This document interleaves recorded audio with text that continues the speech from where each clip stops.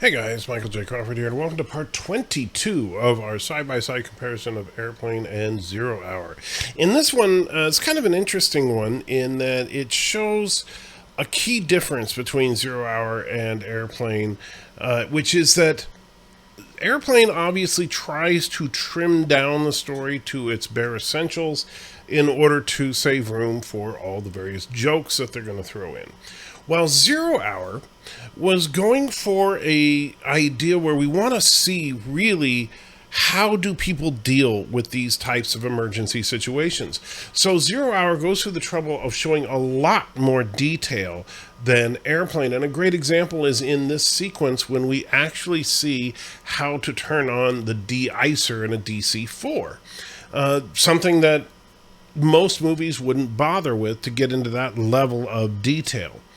Now, I also find it interesting that this is another time where early on, you may have noticed when we were looking at the dialogue of the Rex Kramer character and Ted Stryker in their first conversation, that there was a sequence in there where he was talking and it was only in Zero Hour, not in Airplane. But once again, the Zucker brothers decided to lift that piece of dialogue and move it to this section of the film. So you'll see that inserted there.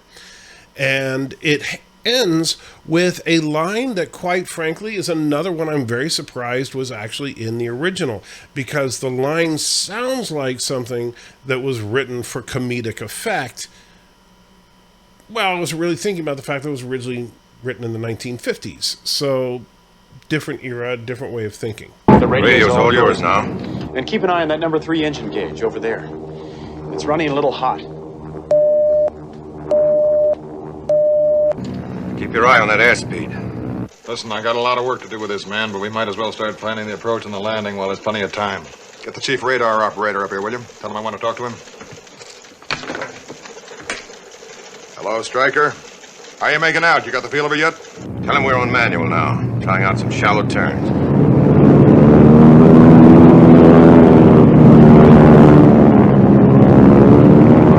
I should have asked you this before.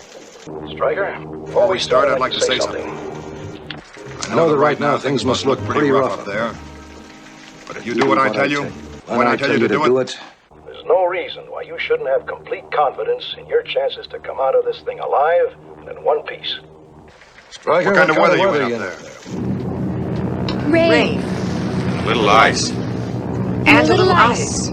Start your de-icers working. The control is on the fuse panel at your left knee. The icer's on. Tell him we're coming into some heavy clouds and we'll be on instruments. How's it handling? How does she handle now, Stryker? Sluggish. Like a wet sponge.